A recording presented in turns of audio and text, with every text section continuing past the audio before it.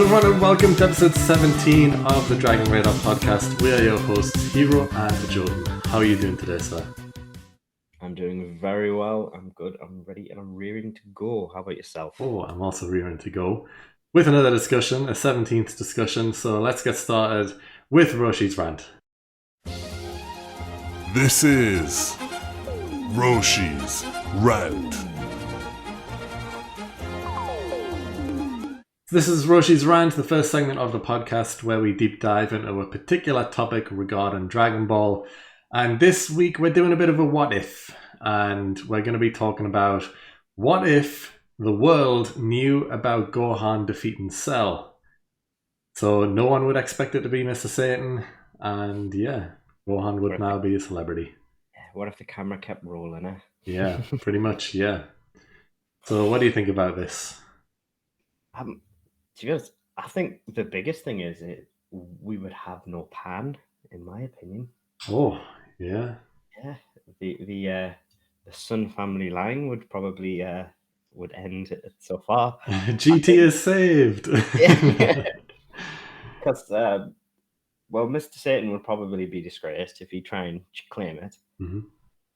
I don't think Gohan would have ended up going to school because he'd be a worldwide celebrity. There's no way he could easily just go to school. Yeah. So he probably wouldn't meet Videl because Videl wouldn't be this super celebrity kid like she is. There would be no reason for them to meet. Therefore, they wouldn't meet. Therefore, they wouldn't get married. Therefore, there would be no Pan.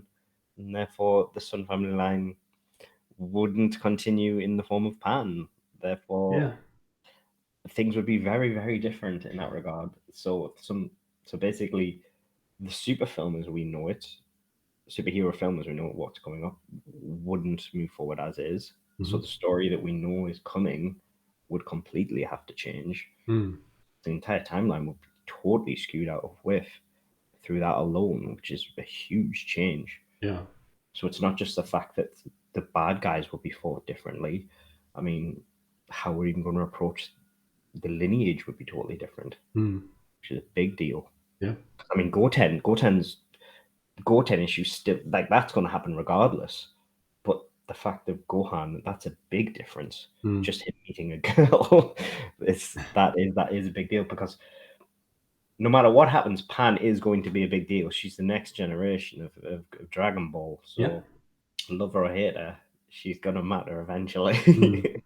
I mean, there's a chance that Gohan just finds maybe a female celebrity who, you know, is similar to him in a way, or, you know, something like that.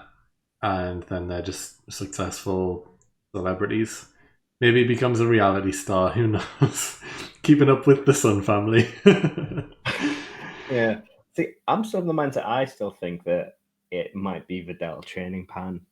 I still think that might be the case. In the new film, yeah. Yeah, probably. I still think that might be the case. Like, I think it might be very much what Chi-Chi did with Goten. Yeah. It kind of makes sense to me that from what we've seen of Videl, she seems to be very much, they've turned her into the stay-at-home mom. So it would make sense that if Pan's at home all the time, that Videl would do that, because she's still going to be the feisty little fighter mom, you can tell. So I think it would make sense. And obviously a celebrity mommy wouldn't do something like that. So, yeah. So I think that is the Pan as we know wouldn't exist. I think there's still a chance that Gohan and Videl could have met, and it would have just changed. Instead of them meeting through school, it would have been through a world tournament, because the world would have known that Gohan's this extremely strong kid, and he would, well, it kind of does a time skip after the Cell Saga to where it's like a late teenager, I guess, going to school and everything. So 7 years, I think. Yeah, something like that. So let's say within those years after the Cell Saga to the beginning of where he's a teenager, you know, he lives his life as this celebrity kid. You know, he's rich and famous, and, you know, he doesn't go to school, but he's still in the limelight constantly. Maybe he's making films, you know? I mean, Mr. Satan made a film of defeating Cell. Maybe Gohan actually stars in a film, and maybe he's a film star now, doing action hero films. Maybe he is the Saiyaman character, but as a film star, and he has his whole film series as the Saiyaman. Who knows? But yeah, I can see him maybe becoming a bit cocky, potentially, because he's got all of this wealth and fortune and fame. And since the world knows he's uber strong, he enters into the world tournament. And because Mr. Satan is a former world champion, maybe he claims the win and then he gets ridiculed and shunned and he loses all of his fame and fortune. Or maybe, people just forget about him and move on because there's this new kid on the block who's uber powerful and Mr. Satan, no one really cares about him anymore. Either way, Videl is still born and she's still around as a person anyway. And she doesn't like the fact that, her family's lost all of this fame and fortune that they had, and she wants to prove that her family is still strong. So she trains because Mr. Satan is a world-class fighter, just nowhere near on the level of the Dragon Team, of course. But as far as humans go, he's pretty strong. And she trains, and she also enters the World Tournament, and then that's how them two meet. And potentially, things could go from there. Gohan meeting a female who can actually fight. Maybe he takes interest, and then the story can kind of pick up from there instead of them meeting in school. Who knows? Potentially.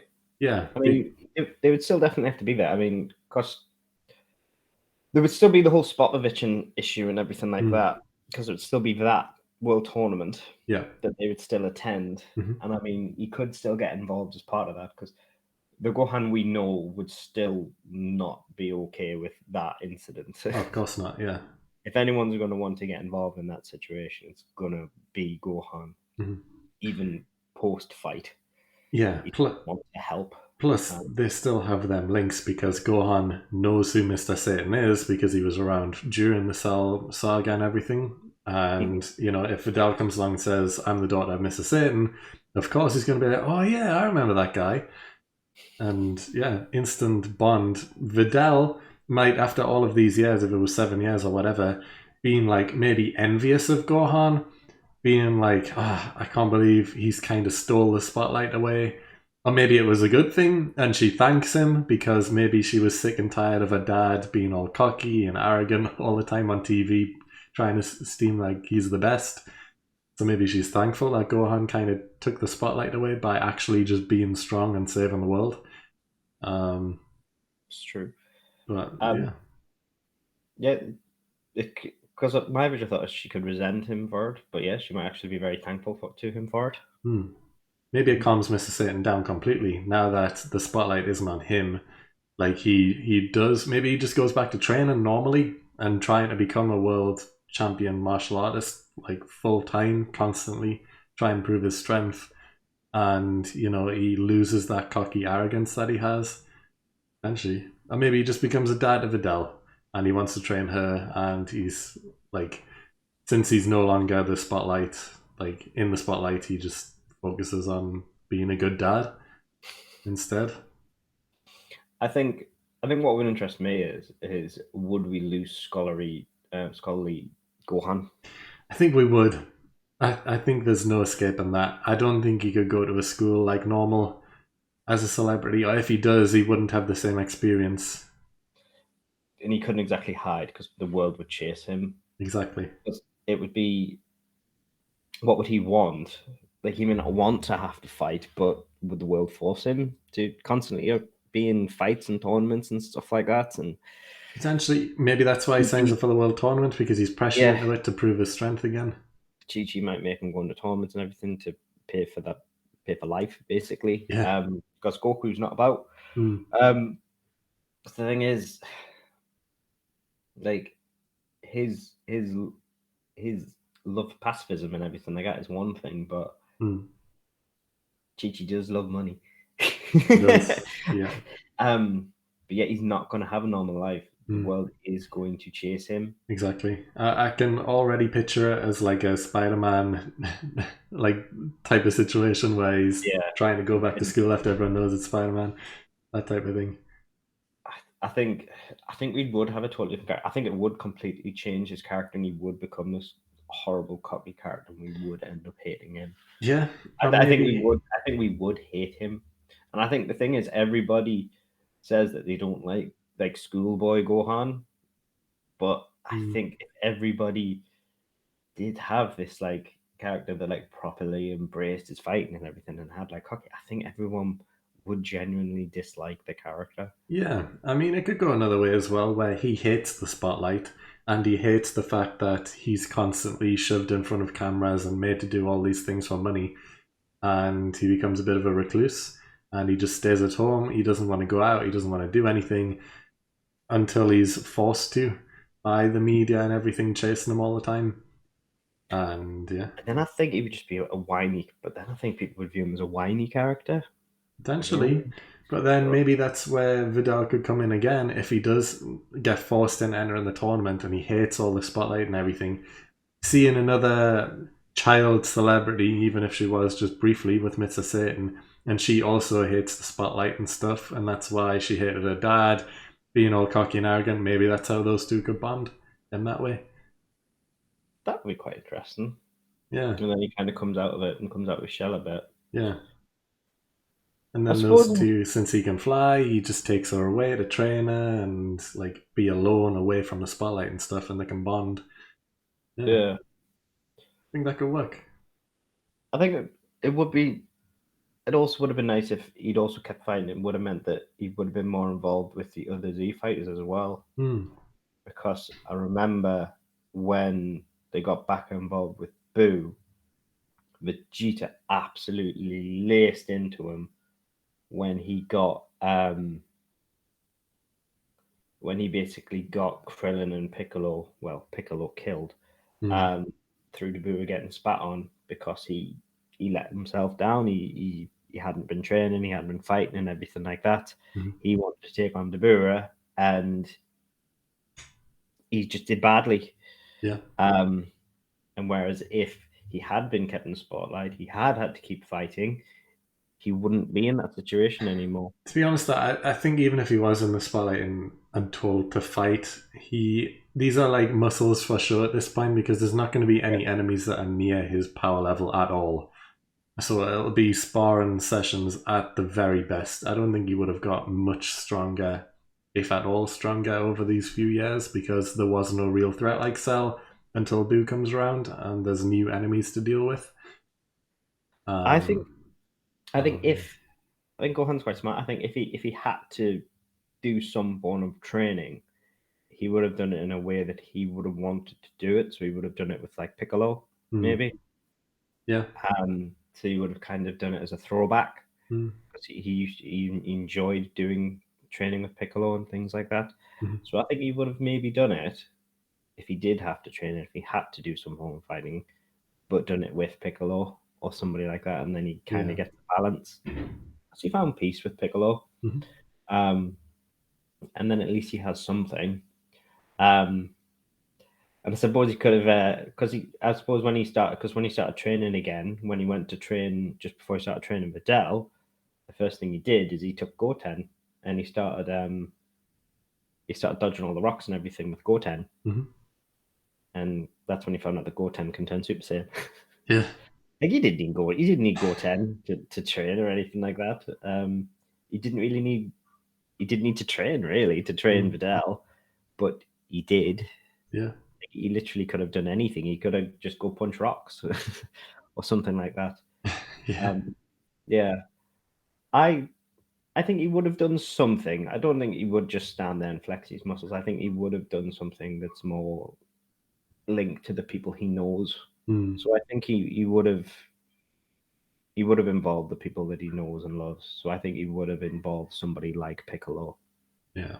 I think he would have made it practical rather than wasting his time. Yeah, I think at that point, though, it kind of drags the other characters into fame as well. If he's being chased down constantly, all of his friends and his relatives would also have some of that fame with them. So all of the team would pretty much be known at that point, I guess.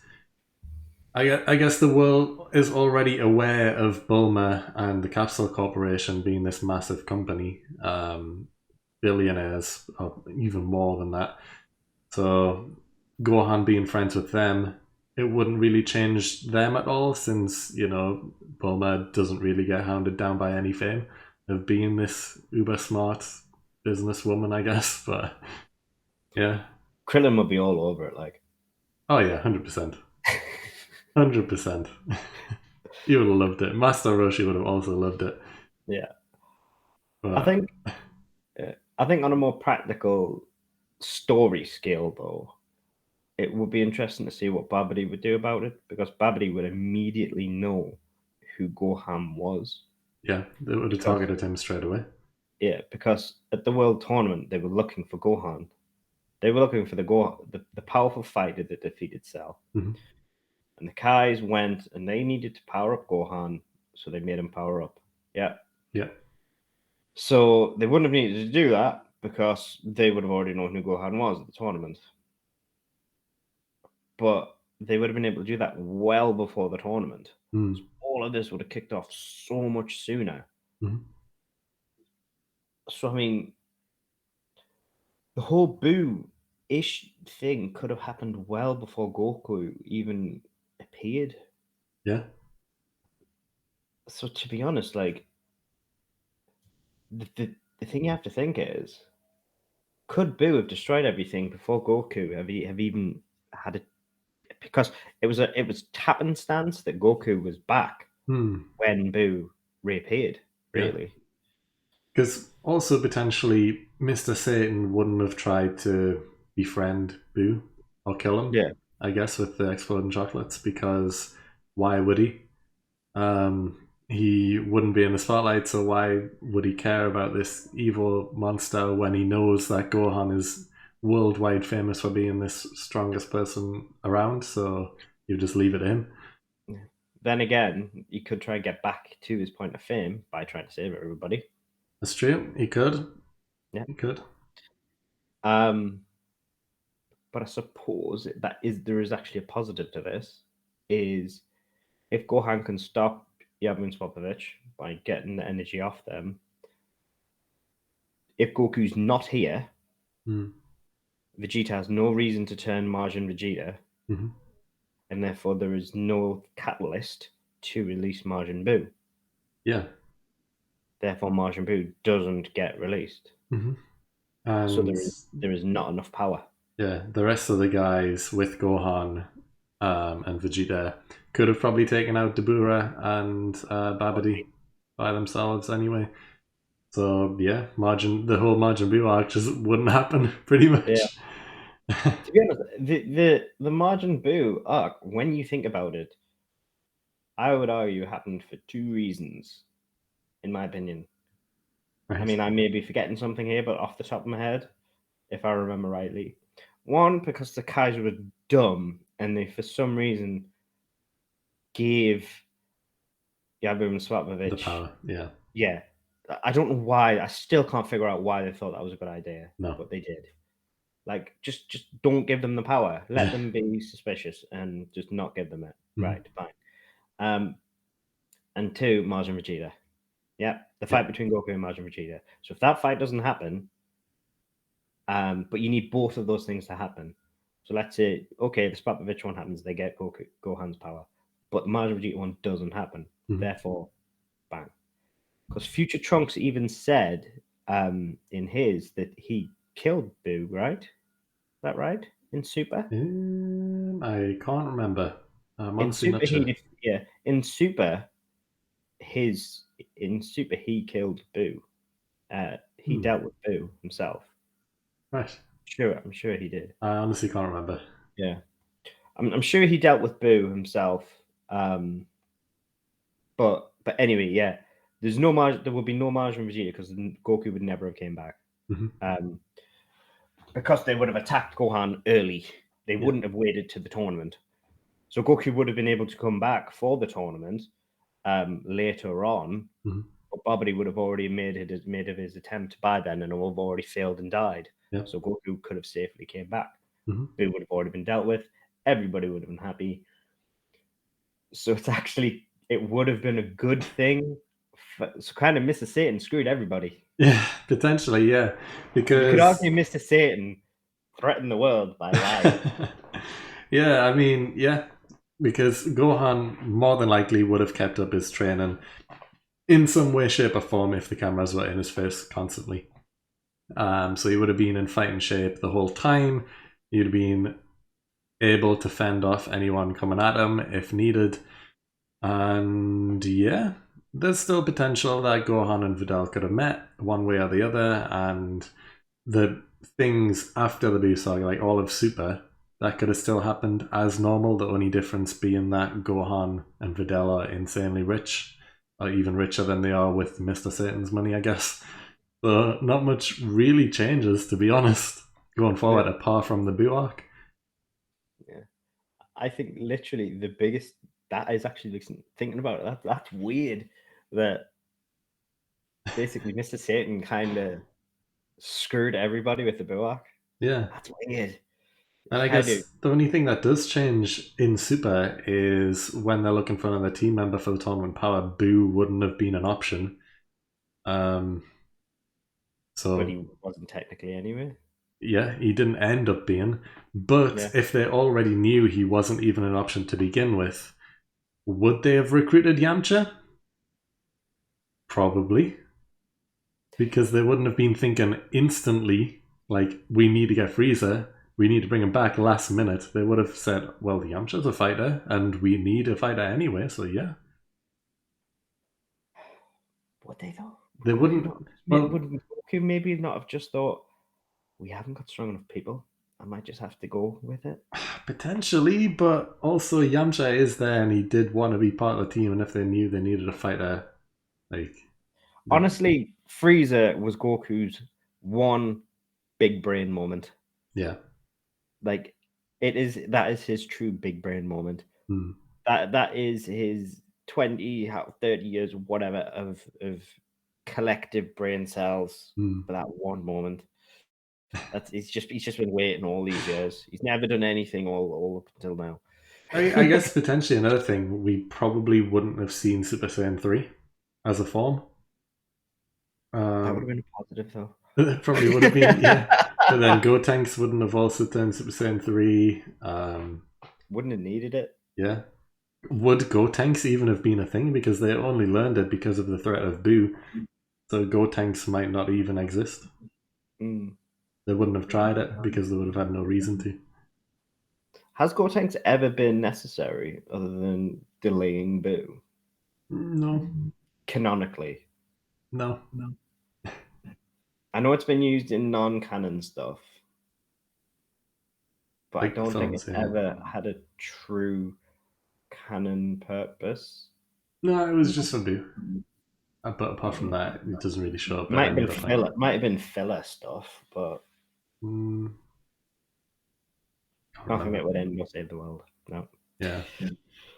But anyway, yeah. So yeah, Mr. Satan doing the world. I think we should have known from the get-go. Damn you, Mr. Satan. Damn you, Mr. Satan. The truth. The truth should have came out. So Mr. Satan kind of screwed the world over, but apart from that, that's how it is. I think most things would have ended pretty similarly either way. Gohan and Videl could have still met up. So yeah, I think we've talked about this long enough. So let's move on now to the Hall of Fame. Cool. And now it is time for the Hall of Fame. And now it's time for the Hall of Fame, where myself and Heeroh go up against each other to see who is most worthy for this week's Hall of Fame. And last week, it was who was the weakest fighter. For myself, it was Hercule, and Heeroh, you chose Manaka. Do you have the results? I do, and the winner, with 82% of the vote, there was a lot of votes on this one, and 82% agreed with me. Manaka is the weakest fighter in Dragon Ball, and he enters the Hall of Fame. So congratulations to Manaka. Did you just congratulate? No, congratulations to Manaka on being so weak that he was voted the weakest fighter. But I've completely turned around this Hall of Fame. I think that's 5 in a row now that I've won. I'm 2 ahead. One, so it's fine. Oh, we shall see. But what is the topic this week? This week's topic is best filler character. Mm-hmm. Yep. Yeah. So this is a character from a filler arc. Now we kind of talked about it and went a bit funny. So very specifically, is a filler character is not a side character. Okay, and we're basing it on canon. Okay, so this couldn't be a character such as Paragus or Sorbet. These are side characters that are direct canon. These are filler. All right. Mm-hmm. So they are things that do not directly affect story. Mm-hmm. All right. They are just filling in the gaps. Yep. Yeah. All right. And as winner, you are of course going first. Yes, indeed. And my pick is a strong pick. I've went for Arale. And yeah, she is extremely strong. She's had her own TV show. She was Toriyama's original project before Dragon Ball. So yeah, she's a well-established character in her own show. But for Dragon Ball, she is a full filler character who only appears every so often. She appeared in original Dragon Ball for like 2 or 3 episodes, and she appeared in Super as well for like... She appeared in 2 separate episodes, but one of them was Goku just going for an instant transmission, and he ends up right next to her, and then he transitions away again to King Kai's planet, and then she appears again for that filler episode where she takes on Goku and Vegeta in a fight. Yeah, exactly. She is the best filler character. She's funny. Every episode that she's in, whether or not you like her as a character, there is a lot of funny moments when she's around from the other characters as well. Especially the fight between Vegeta and Arale is just great. A lot of comedic stuff happens throughout that. But she's very meta, isn't she? She is. She is a gag character, as Vegeta explains her as. And she is probably the strongest person in Dragon Ball. She is a character who is canon because she appears. But yeah, she is the strongest person. And Toriyama even admitted that if Goku and Arale were to have a fight, Arale would win. So... yeah, Arale is stronger than Goku, confirmed by Toriyama.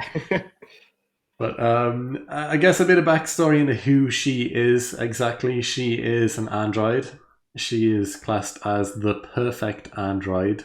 The only problem she has is that she's nearsighted, and that's why she wears glasses. So apart from that, everything about her, her strength, her speed, is unmatched. And she's also pure of heart. She can ride the Nimbus Cloud, which was shown in OG Dragon Ball. She does take a ride on the Nimbus Cloud, so she's pure-hearted as well. Good for her. But yeah, she takes on Vegeta in Super Saiyan God Blue with ease. And she has a beam struggle with Goku when he's going doing the Kamehameha to her, and she's doing her move back to him. And then she says, you know what, next time I'm going to go 100 times power. And Goku's like, yeah, I don't think I can stop that. Please don't. And that doesn't happen, of course. But even in OG Dragon Ball, she headbutts General Blue and sends him halfway along the world just from a single headbutt. And, you know, the same thing happens with Vegeta, where she's just kind of throwing him around as well. But it's been shown that she can destroy the planet with a single punch. She manages to travel all the way to, I think it was Saturn and back in just a few seconds, just from running. She just jumps and runs to Saturn and then back in just a few seconds. She can move planets with a single stomp, like she stomps down on Earth and sends Earth crushing into, I think it was Venus or something. And she just generally doesn't get hurt at all from any attacks. You know, Vegeta decapitates her and she just puts her head back on like it's nothing. And, you know, General Blue holds a knife to her neck and she just licks it, and she's fine licking a knife. So, you know, she's unfazed by attacks from the strongest people around in Dragon Ball. So yeah, Aurelia is the best. She is the best filler character, but I'm curious to know who your choice is anyway. So who are you going with? I didn't go with the terrifying young anime character. I'll be honest. No, I went with your boy Garlic Jr. Mm-hmm. Yeah. So as I said, we went canon. Yeah. Yeah. So whilst Garlic has had his own film, it is a non-canon film. Yep. Yeah. But he has had a canon filler arc, the Garlic Jr. Saga, in which he took his vengeance on Kami. Mm-hmm. Yes. Which is great. Great story. It is, yes. It's a great little arc, in my opinion, especially for a filler arc. It is. Because it's actually one that has a plot. Yeah. For once. Yeah. It's nice to have a filler arc for once that has some thought behind it. It actually has a genuine story. Now, he's looking for vengeance on someone who's not Goku, which is brilliant. I love that. Yeah. He's a bad guy who's actually successfully used the Dragon Balls and become immortal as well, which is something that nobody doesn't happen. Yeah. And I just think it's nice to actually see something from a character that you have where he's for a little guy, it's a tiny little guy. He's actually really sinister. And he's not interested in Goku really. His grudge is with Kami. Yeah. And that's all he's interested in. He wants to make good on that. When Goku's coming after him, he's just engaged with that. He's getting his minions to deal with Goku. He wants to deal with Kami. And I find that very interesting that there's something where they've put together this whole thing just to focus on this. And I think that's absolutely fantastic. Yeah, I agree. He's just this really malevolent little bastard. And I just love that about him. And I just think that for somebody who is pure filler in this tiny little arc in Dragon Ball, he's actually really memorable as a villain. I think to have that is quite impactful, and I think that's something that's worthy of a character that's being remembered, especially as a filler villain. Yeah, I mean, my choice. We talked about this kind of already when we ranked all of the movie villains, and I said that Garlic Jr. is my favorite movie villain because the film plot is similar to the arc, and everything you've mentioned about the story and everything, I love that as well. And I think he is a great character, and he is memorable, and that's why he is my favorite film character as well. But yeah, I think that's a very solid choice. Yeah, I think it's because the thing is he's so arrogant as well that he takes that typical villain. Is like he's immortal, but he typically takes the typical Dragon Ball immortality as invincibility, and that's what he lets him screw himself with. Yeah, like opening the dead zone. Like he's got those interesting moves as well, like the dead zone. Like that's a really interesting little move. Yeah. Like you don't really see stuff like that as much in Dragon Ball anymore. It's like that's kind of old Dragon Ball. Yeah. So it's nice to have stuff like that. I like stuff like that. That's quite interesting. I mean, it's a very silly move when you're immortal to open something like the dead zone, but it's still an interesting move. Yeah. It was his own downfall. Yeah. Interesting transformation as well to go from this tiny little like Stewie Griffin looking thing to this huge hench looking beast that could basically batter. To be honest, if he just stayed huge, he probably could have battered Goku and everybody to pieces just as is. He probably should have just stayed like that and just battered them to bits. Yeah, because it doesn't matter how much he gets beat up, he is immortal at the end of the day, so he can just keep going back for more. Yeah. So yeah, he didn't need to open the dead zone. He really didn't. It was his own downfall from doing that. But hey, But I think he has a cool little look. I think he's a great little villain for a filler arc. I think he has a great story. Mhm. I think it's very unique that he would go after such. Basically, Kami is very much a side character. Yeah, 100%. He's not one of the main protagonists of Dragon Ball by any means, but it's still very engaging that he goes that Garlic goes after him. It's still very engaging in my eyes. Yeah, I love that. I think Yeah. that makes him very unique in my eyes for a filler, and that I just thought it's a very good arc. It's a very good filler, and I think that he leads it very well, and I like that, and that's why it's my pick. No, I completely agree, and I think this vote is going to be a bit of an interesting one because Garlic Jr.'s arc is filler, and him as a character and as a villain is very fondly remembered, whereas Arale is more recent. People probably remember the more specifics about her episode in Super more than the specifics in the Garlic Saga, potentially. And she's also a funny character. You know, she's not a villain in any way, shape, or form. So it could be close because, they're two complete opposites. And I think it's people who do they prefer their filler silly, or do they prefer their little their little villains, basically. Yeah. I think that's how you're going to look at it. Yeah. Completely. Because I do like the funny episodes with Arale and stuff. I think she's great. And as a single one-off episode, perfect. Get her in there. Do some funny stuff. Cool. Love it. A filler arc, like the Garlic Jr. arc, love that as well. So, to me, both close. Yeah, because to me, the Garlic Jr. saga, well, I suppose it technically is a saga. You've got the copy Vegeta saga from Super, which is, to me, a joke. Yeah, I didn't really like that either. It's ridiculous. And you compare that to the Garlic Jr. saga. Those two things are not the same. Not at all. Yeah. Completely. Like that Garlic Jr. saga is how you do a filler saga. It's a classic. Yeah. Whereas, so I think these are the sort of things that you love and you look back on fondly.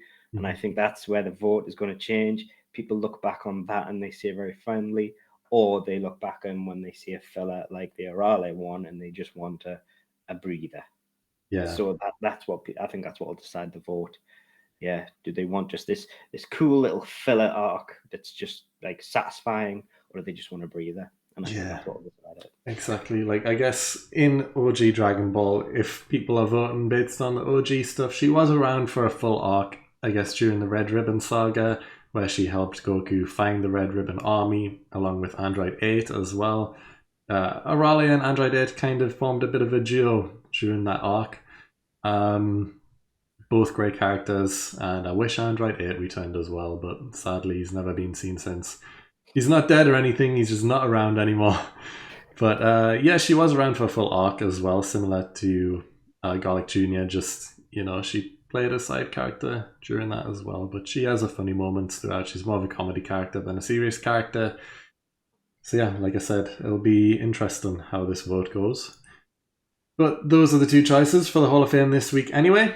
If you want to vote, go check our social medias down below and go vote in the polls, and we will see next week who enters our illustrious Hall of Fame. But for now, let's move on to the hot take. Let's go.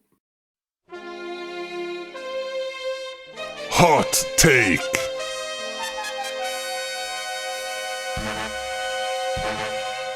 So this is the hot take, the final segment of the podcast where I have looked into the forum posts and found a post that someone has wrote which people consider controversial, slightly, potentially. Who knows? We'll talk about it. But this post is a long one, and as I was reading it, I just found it more and more interesting. So I'm going to read it out, and you'll just have to bear with because, like I mentioned, it is a little bit long. So here it goes. This person has wrote, planet destruction. That's the topic. But he has wrote. The topic. Yeah, that was like the topic title. So now I'll read out what he's writing about planet destruction. So he has written, or she has written, Dragon Ball was very consistent in terms of level of powers in its beginning. It even kept us well informed about power levels thanks to those famous scouters, and everything was coherent until we saw how Frieza destroyed a planet without any effort, using a ball of energy when he was just in his base form. From that moment on, everyone with more than 500,000 energy or power level had the potential to destroy planets, which is absurd. You simply can't jump from breaking rocks to breaking mountains to destroy an entire planet like it's showed in Dragon Ball. I think the actual power necessary to destroy a planet, and others equivalent, should have been achieved much, much later on the show. Or what? Super Saiyan Blue can destroy a galaxy? Can UI Goku destroy the universe? Fine, but how a fistfight on a surface between two characters capable of doing that can make any sort of sense? Their punches alone would be enough to destroy like 1,000,000 planets according to the power level progression shown in Dragon Ball, and it still happens meters away from mortals like Krillin and Roshi, and they don't get hurt at all. But for me, the planet destruction was when any reality-based comparison stopped making sense, and we only could use another character power for comparison. Also, the Vegeta Gallic Gun attack, also capable of destroying a planet, shown in Vegeta's first fight against Goku during the Saiyan saga, when Goku countered it with the Kaioken ×3 Kamehameha. At that moment, the Vegeta power level was around 20,000, far below Frieza when he destroyed Planet Vegeta. So, yeah, the power levels are skewed when destroying planets, I guess, is where it's coming from here. The English wasn't the best, which is why I was stumbling around a bit there, but I think we got through it. Didn't he blow up like Planet Aralia like the first time we meet? Planet Alia, yeah, he did. He destroyed it. Or was that Nappa? Did Nappa? No, it was Vegeta, I think. Yeah, like, so actually even weaker than Frieza Vegeta did it. Yeah. If you think about it. Yeah. But yeah, 100% correct. Absolutely. Yeah. Without a shadow of a doubt. Because we can argue that, well, we can definitely argue to say that Tien, Krillin, Yamcha even get stronger throughout the show, and they'll be stronger than Vegeta was when he first arrived on Earth. 1,000,000% stronger than what Vegeta was when he first arrived. Every Z fighter now is probably 10 times stronger than Frieza was back on the Namek Saga. Yeah, exactly. So does that mean Yamcha could destroy the planet quite easily? He can control ki. Could he put a ki blast into the Earth and destroy the planet? He should be able to if power levels are anything to go by. Yeah, I mean, it's true. You can't really argue the point. It's 100% true. Like, that's kind of... You don't really think about it, but the punches... I mean, when you see some of the punches and the blast back and everything like that, like the blast to bear and everything like that, it makes 100%. Well, a prime example is that they say gods of destruction can't fight because universes would get destroyed. Yeah. You should think that would be the case on a lower spectrum. So they've kind of already got a precedent for it. They've kind of acknowledged it, but way too high up, really. Like, they've kind of said, yeah, we do know that it does, we get it, but really it's a bit late for that. Yeah. So I think they've kind of acknowledged it to a degree, but I think based on what the person's saying is they've come too far now. Yeah, 100%. So they've done it with the gods of destruction. The creators, the writers of the show can't really say, oh, well, we have to have people stop fighting. Like, they can't do that. The people have to fight. But what the person's saying is 100% makes sense. Yeah, because no way it doesn't make sense. But I think that the fact that they've said gods of destruction can't fight makes sense. So they have acknowledged it in a way. So you have to give them credence in that regard, because gods of destruction, they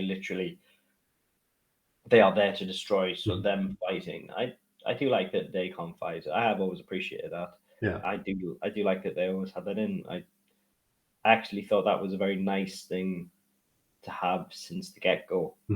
And that the angels did always control that. So thinking about it more, it actually makes me appreciate more that gods of destruction can't fight. Yeah. So no, I do like that's there. But the person's 100% correct what they're saying. Yeah, the power levels do get skewed a lot because you could probably argue that Nappa can destroy a planet because he was a high level Saiyan warrior. The Saiyans were planet pirates, pretty much, conquering and taking over planets. If Vegeta could destroy a planet with ease, it's arguable that Nappa can probably do the same.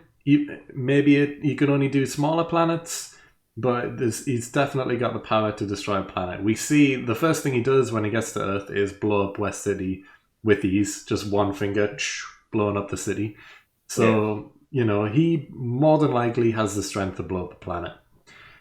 Now, since, humans are capable of learning ki, because, we have people like Krillin, Tien, and Yamcha, and so on, would Videl be able to blow up a planet?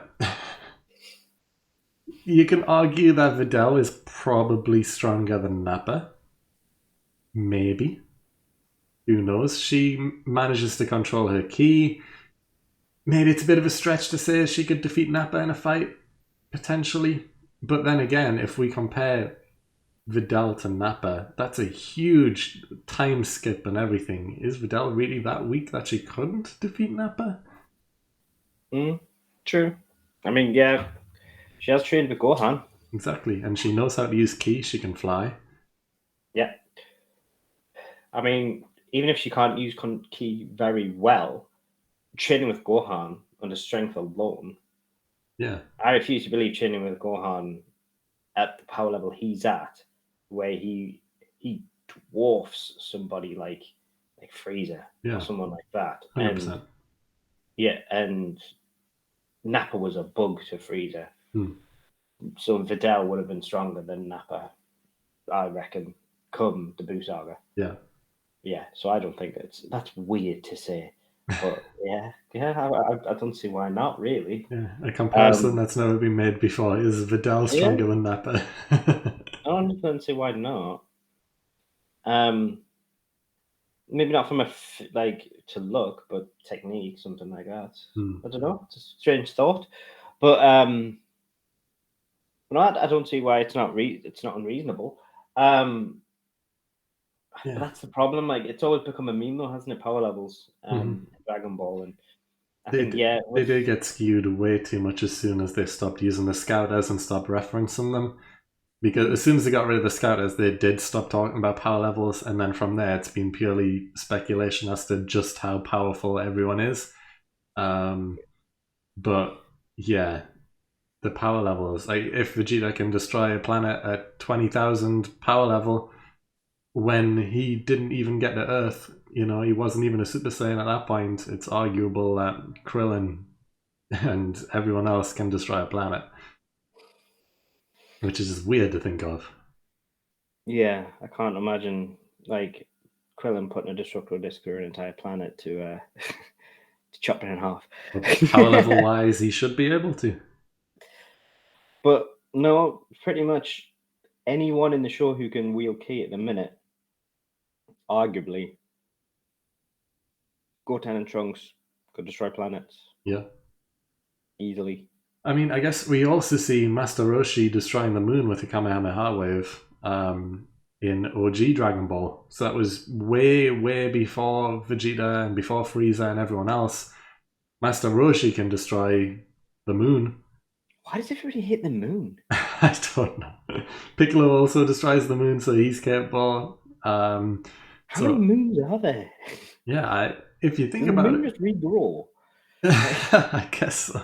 Or maybe it's brought back with the Dragon Balls. Because, the moon getting destroyed would be enough to destroy the world because, the oceans and stuff, there would be tidal floods. There would be no land left. The world would die from tsunamis. How does he fight this, please? Yeah. But yeah, what was Roshi's power level during the OG Dragon Ball arc? That wouldn't have been high at all. Literally nothing. 5. In comparison, he was strong at the time and it was great during the time, but his power level would have been tiny. It would have been like 200 or something like that. Yeah. Like, it would have been nothing. Well, I mean, yeah, it was. Raditz scans that farmer with a shotgun in the first episode of Dragon Ball, and he's got a power level of 5. So yeah, Roshi would have been what, maybe 500, maybe 100 times stronger than that farmer. Like, it probably would have been like 200 or 500, something like that. It would not have been a high number at all. Yeah, and he can Like, destroy the moon. Yeah, but that's the thing. Like, it's saying like 200, 500. Like, it's not a high number, but because it's back then, like, it makes sense. But it didn't need to be high. Like, Goku was literally knocking people out. Like when he was fighting like that Bruce Lee guy, and he was hitting them full force and everything like that. And if he hit someone full force now, a human being full force now, he would disintegrate. It would turn into dust. Yeah. Yeah, like that's the thing. It's like it's all comparable about for the time. Like, and I think the power levels have obviously skewed totally skewed, but anybody now could destroy the planet. Yeah, and anyone with ki, I would probably say, because Mr. Satan is a world martial arts champion, arguably stronger than Roshi was during the Dragon Ball arc, potentially, who knows. We never really see the full extent of Mr. Satan's power. You can probably say he was weaker or similar to Roshi during OG Dragon Ball. Or at least around similar levels to what Goku and Krillin were during OG Dragon Ball. I wonder if Mr. Satan could kill Demon King Piccolo. That would be interesting. That would be interesting, yeah. Who knows? Maybe. Imagine that. Wow. Yeah, but anyway. If Mr. Satan could learn ki blasts, he could probably destroy the planet as well. Yeah. Yeah. Based on how things go very easy. I think this was the point in one of my previous discussions, in one of the previous podcasts about teaching people ki. Look how easy it would be if you taught an army of people ki. Yeah. One person is all it takes. Yeah. And that's true. You blow up the planet. Yeah. And that billions dead. Yeah, it is. I mean, how do you stop them if all they decide to do is put the hand down and do a freezer? Look how quickly Freezer did it. It's true, it was in an instant. Yeah. And like when Vegeta did it in Start of Z, took him seconds. Like, if you're not paying attention, they can do it immediately. Yeah, and no one can stop it. Yeah. Apart from Whis, turn back time. Yeah. But Whis isn't about. He has no prerogative to do it if he wants to keep his time, because he can only do it so often. If he doesn't really want to, if he doesn't really feel he has to, he might just shrug and say, "No, I don't really want to, so I'm not going to."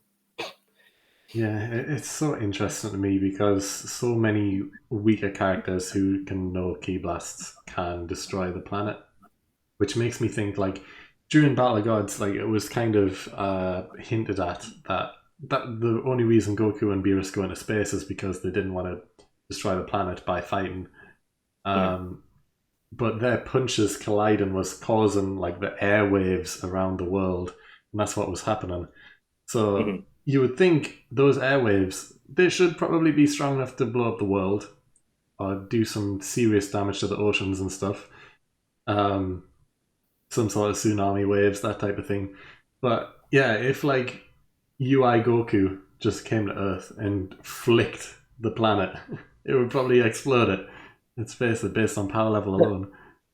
Well, I mean, our reaction to the Super Saiyan 3 power up, if you remember, we were like the oceans were moving and glasses were shattering and skyscrapers. Because I remember joking, basically saying they're like, "Oh well, that's about 100 people dead from all the glass shattering and dropping." And that's just from him powering up. Yeah, it's